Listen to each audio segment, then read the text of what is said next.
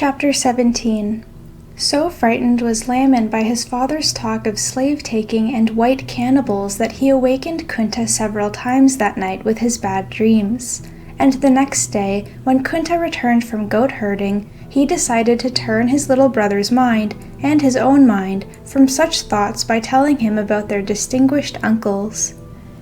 Our father's brothers are also the sons of Kairaba Kunta Kinti, for whom I am named, said Kunta proudly. But our uncles Jenna and Saloom were born of Sireng, he said. Laman looked puzzled, but Kunta kept on explaining. Sireng was our grandfather's first wife, who died before he married our grandma Yesa. Kunta arranged twigs on the ground to show the Kinti family's different individuals. But he could see that Laman still didn't understand. With a sigh, he began to talk instead of their uncle's adventures, which Kunta himself had thrilled to so often when his father had told of them. Our uncles have never taken wives for themselves because their love of traveling is so great, said Kunta. For moons on end, they travel under the sun and sleep under the stars. Our father says they have been where the sun burns upon endless sand, a land where there is never any rain. In another place their uncles had visited, said Kunta, the trees were so thick that the forests were dark as night even in the daytime. The people of this place were no taller than Laman, and like Laman, always went naked, even after they grew up, and they killed huge elephants with tiny poisoned darts. In still another place, a land of giants, Jenna and Saloom had seen warriors who could throw their hunting spears twice as far as the mightiest Mandinka, and dancers who could leap higher than their own heads, which were 6 hands higher than the tallest man in Jafur. Before bedtime, as Laman watched with wide eyes, Kunta acted out his favorite of all the stories, springing suddenly about with an imaginary sword slashing up and down, as if Laman were one of the bandits whom their uncles and others had fought off every day on a journey of many moons, heavily laden with elephants' teeth, precious stones, and gold, to the great black city of Zimbabwe. Laman begged for more stories, but Kunta told him to go to sleep. Whenever Kunta had been made to go to bed after his father told him such tales, he would lie on his mat, as his little brother now would, with his mind making the uncle's stories into pictures.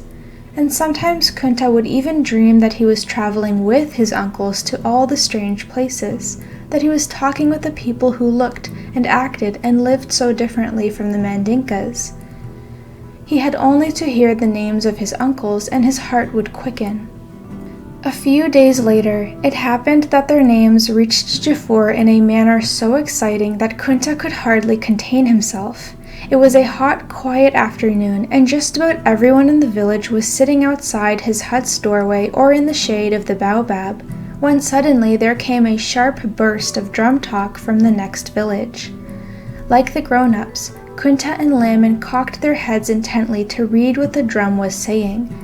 Laman gasped aloud when he heard his own father's name. He wasn't old enough to understand the rest, so Kunta whispered the news it brought.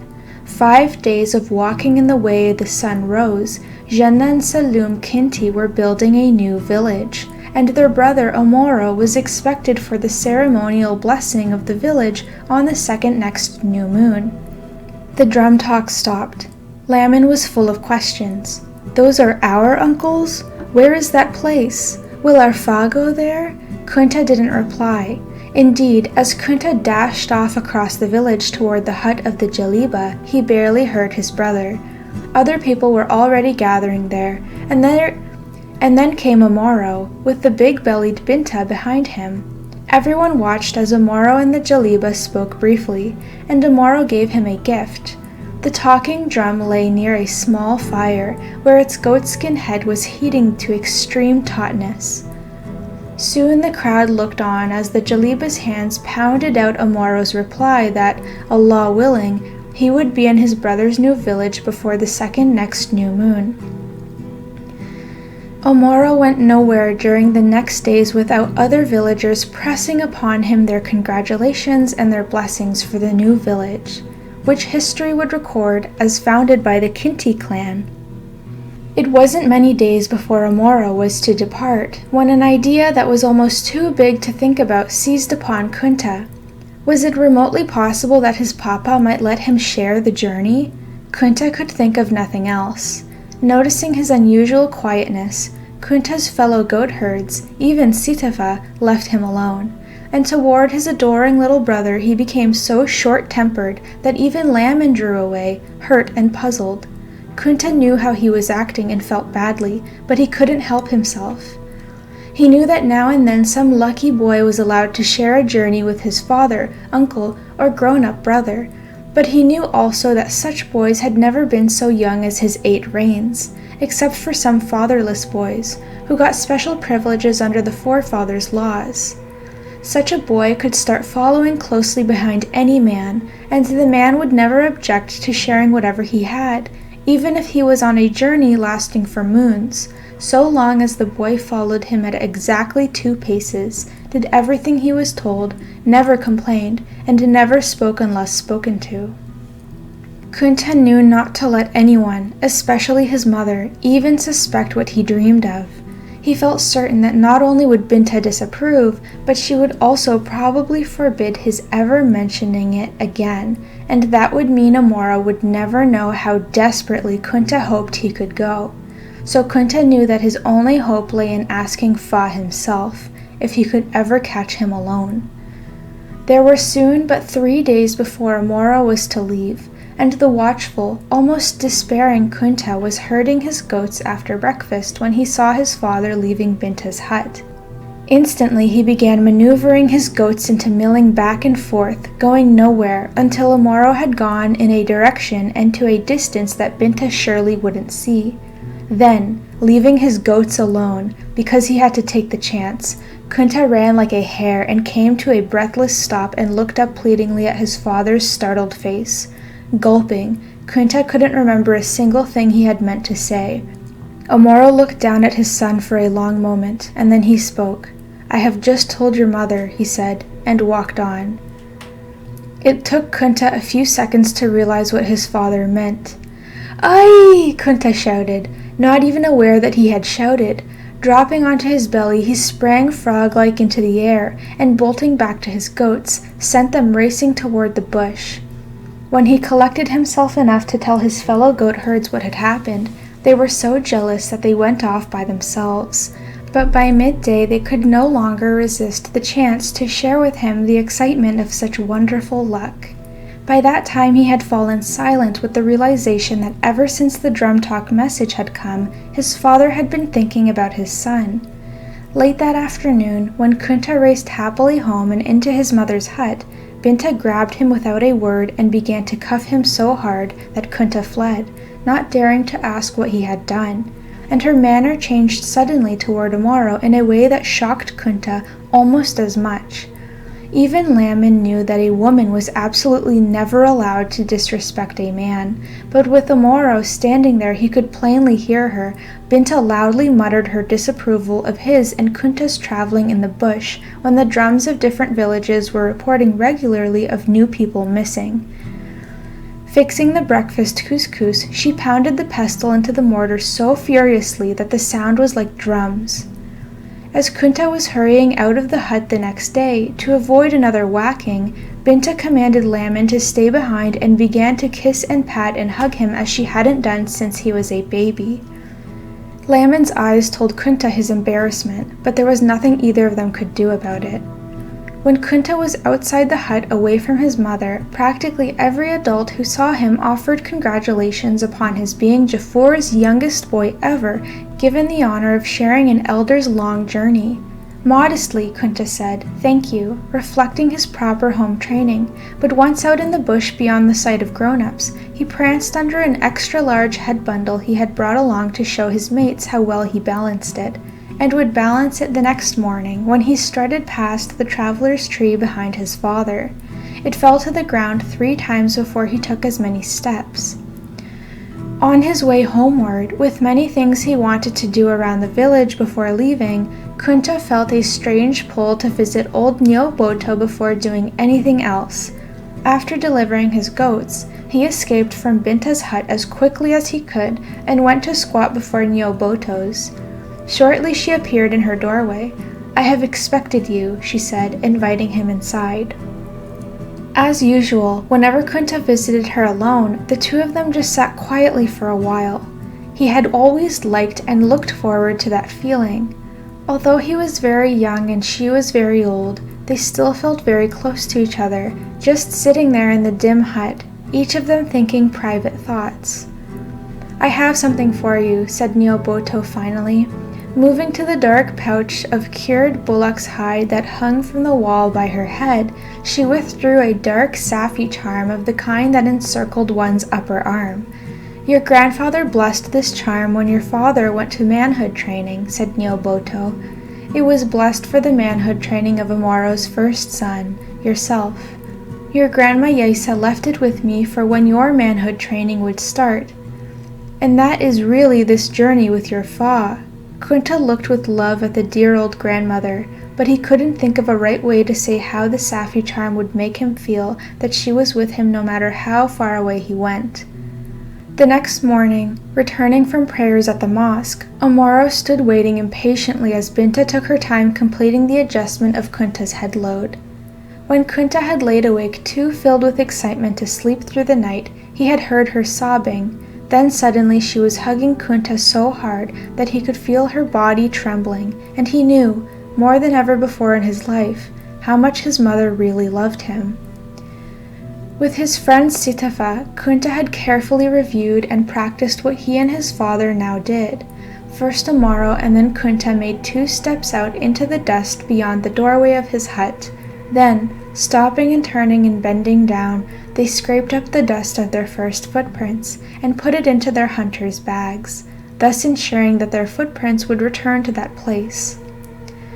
Binta watched, weeping, from her hut's doorway, pressing Lamin against her big belly as Amaro and Kunta walked away. Kunta started to turn for a last look, but seeing that his father didn't, kept his eyes in front and marched on, remembering that it wasn't proper for a man to show his emotions. As they walked through the village, the people they passed spoke to them and smiled, and Kunta waved at his kafo mates, who had delayed their rounding up of the goats in order to see him off. He knew they understood that he didn't return their spoken greetings because any talking now was taboo for him. Reaching the traveler's tree, they stopped, and Amaro added 2 more narrow cloth strips to the weather-tattered hundreds already hanging from the lower limbs, each strip representing the prayer of a traveler that his journey would be safe and blessed. Kunta couldn't believe it was really happening. It was the first time in his life he would spend a night away from his mother's hut, the first time he would ever go farther from the gates of Jafur than one of his goats had strayed, the first time for so many things. While Kunta was thus preoccupied, Amaro had turned and without a word or a backward glance, started walking very fast down the path into the forest. Almost dropping his head load, Kunta raced to catch up with him. Chapter 18. Kunta found himself nearly trotting to keep the proper 2 paces behind Amaro. He saw that almost 2 of his quick, short steps were necessary for each long, smooth stride of his father. After about an hour of this, Kunta's excitement had waned almost as much as his pace. His head bundle began to feel heavier and heavier, and he had a terrible thought. Suppose he grew so tired he couldn't keep up. Fiercely, he told himself he would drop in his tracks before that would happen. Here and there, as they passed, snuffling wild pigs would go rushing into the underbush, and partridges would whir up, and rabbits would bound for cover. But Kunta wouldn't have paid an elephant much attention in his determination to keep up with Amaro. The mucles below Kunta's knees were beginning to ache a little. His face was sweating, and so was his head. He could tell by the way his bundle began sliding off balance, a little bit one way or the other, and he kept having to put both his hands up there to readjust it. Ahead, after a while, Kunta saw that they were approaching the traveler's tree of some small village. He wondered what village it was. He was sure he would know its name if his father had said it. But Amaro had neither spoken nor looked back ever since they left Jaffur. A few minutes later, Kunta saw dashing out to meet them, as he himself had once done, some naked children of the first Kafo. They were waving and hallooing, and when they got closer, he could see their eyes widen at the sight of one so young traveling with his father. "Where are you going?" they chattered, scampering on either side of Kunta. "Is he your fa? Are you Mandinka? What's your village?" Weary as he was, Kunta felt very mature and important, ignoring them just as his father was doing. Near every traveler's tree, the trail would fork, one leading on into the village and the other past it, so that a person with no business there could pass on by without being considered rude. As Amaro and Kunta took the fork that passed by this village, the little children exclaimed unhappily, but the grown-ups seated under the village baobab only threw glances at the travelers, for holding everyone's attention was a griot whom Kunta could hear loudly orating about the greatness of Mandinkas. There would be many griots, praise singers, and musicians at the blessing of his uncle's new village, Kunta thought. The sweat began to run into Kunta's eyes, making him blink to stop the stinging. Since they had begun walking, the sun had crossed only half the sky, but his legs already hurt so badly, and his head load had become so heavy that he began to think he wasn't going to make it. A feeling of panic was rising in him when Amaro suddenly stopped and swung his head load to the ground alongside a clear pool at the side of the trail. Kunta stood for a moment trying to control his unsteady legs.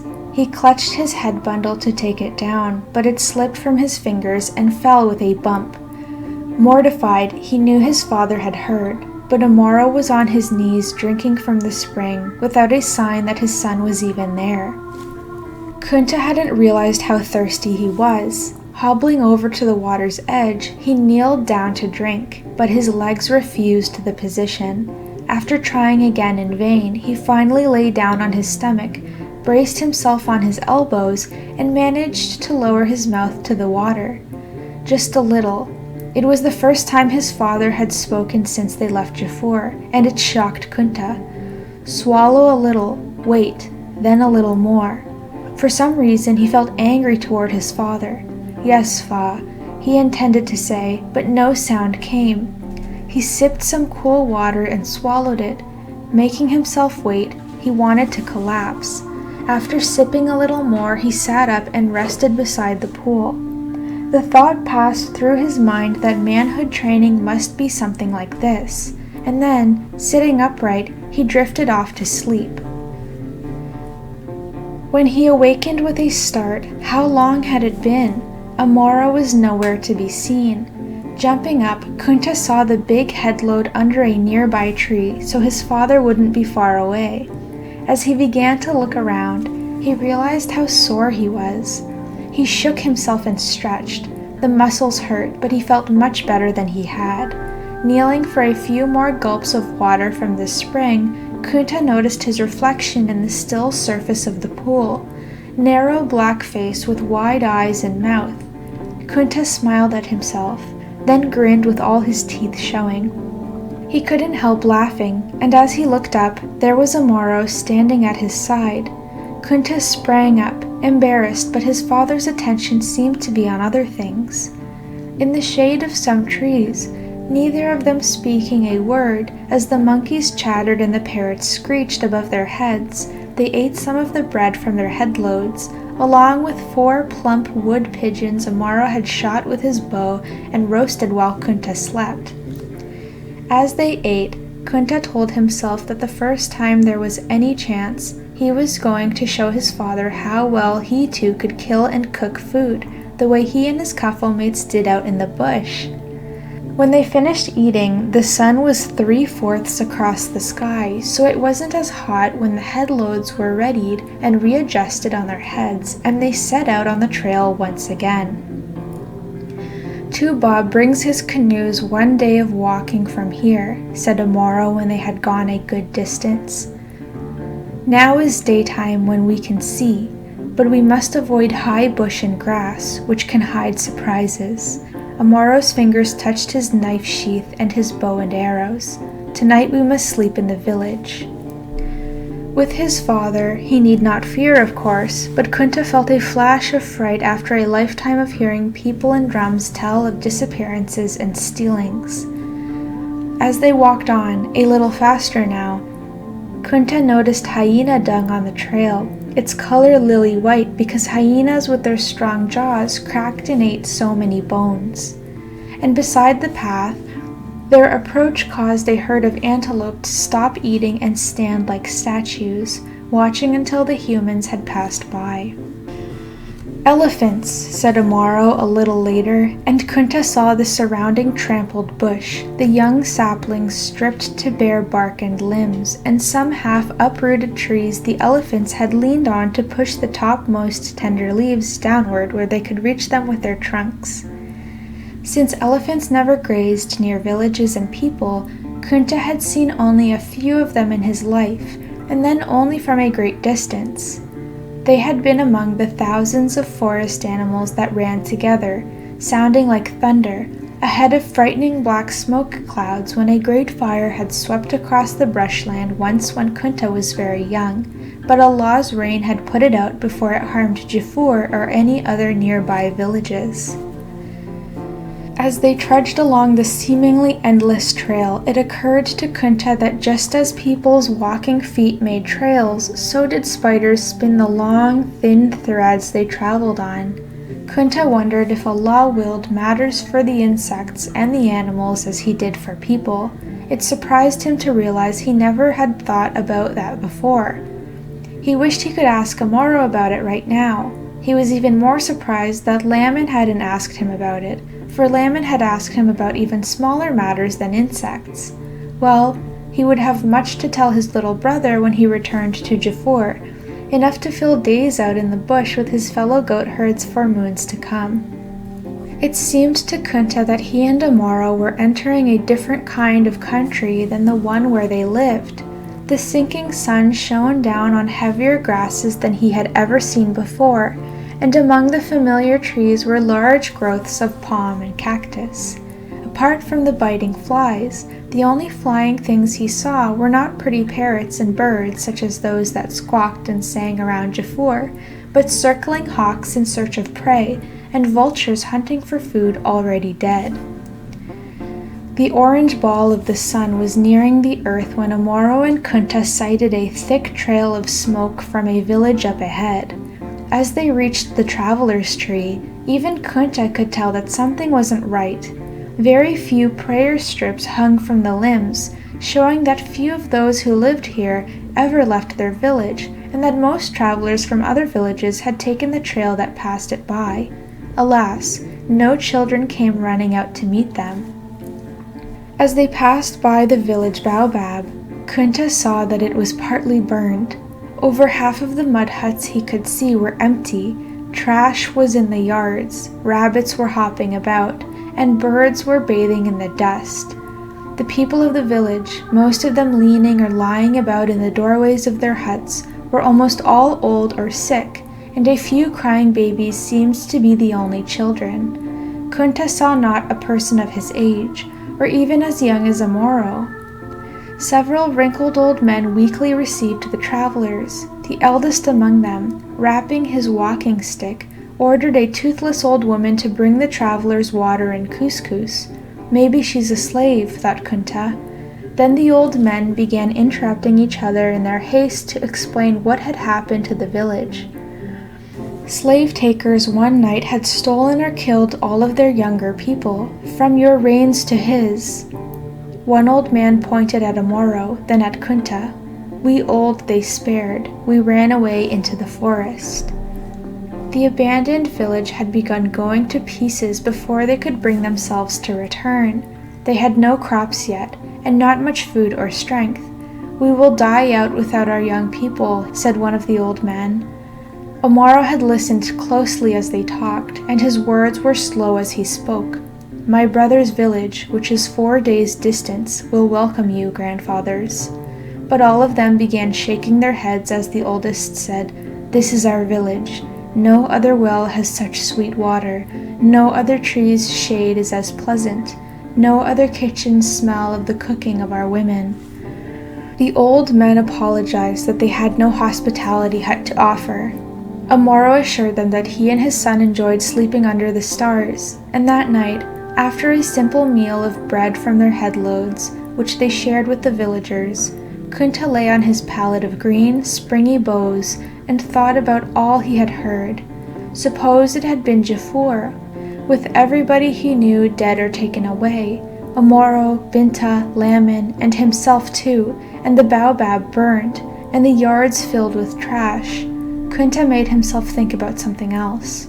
Then, suddenly in the darkness, he heard the shrieks of some forest creature caught by some ferocious animal, and he thought about people catching other people. In the distance he could also hear the howling of hyenas, but rainy season or dry, hungry or harvest, every night of his life, he had heard hyenas howling somewhere. Tonight he found their familiar cry almost comforting as he finally drifted off to sleep.